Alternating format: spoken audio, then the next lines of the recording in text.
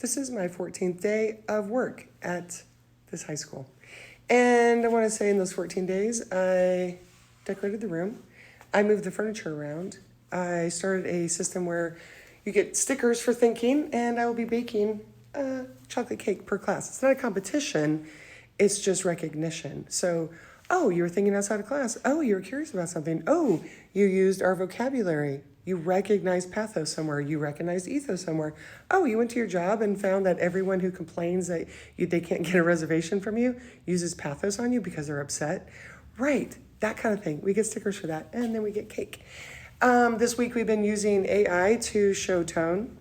So the kids actually put into AI something like a letter, like a love letter, a breakup letter, a absent letter for their child, but written by the tone of Martin Luther King or SpongeBob or Mr. Beast. And that's been really entertaining because they're seeing that tone is not just, tone is in the words, and they can hear tone in their heads. It's been so fun. But what I'm super most proud of is our book supply.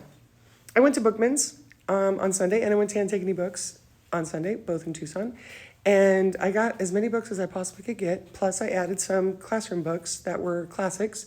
And now this is an example of all the kids that are holding their books in the classroom. However, today I called people over to ask them questions because I'm just interviewing them, but I want you to know it's fascinating. So, boyfriend, girlfriend, haven't read a book in ever. And the guy said, he is thinking differently. He's using new vocabulary. And he's noticing in his regular talking that his sentences are more complex.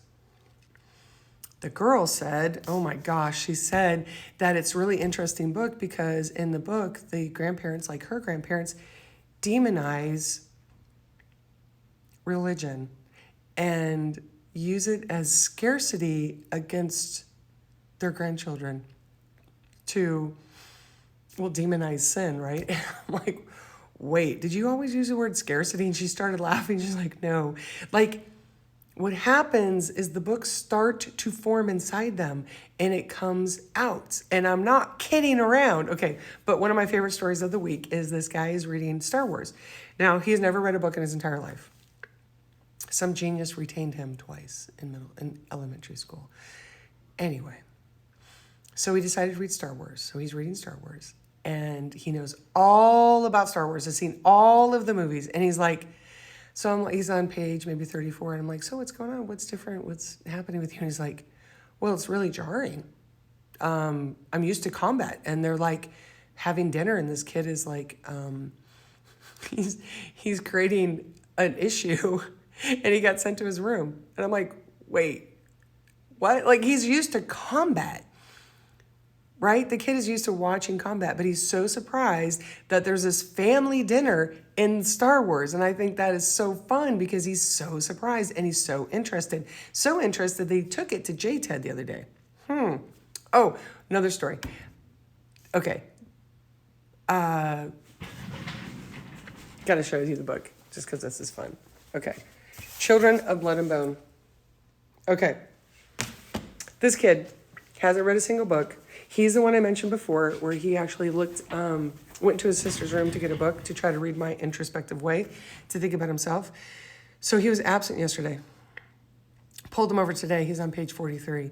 And I'm like, so, what's going on? What can you tell me? Because I don't really like to funnel them. I like to ask them questions that try to open up their minds, right?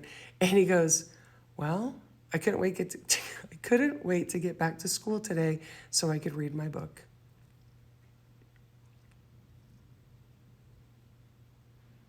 Choice, independent, introspective reading is life-changing, and I just got started.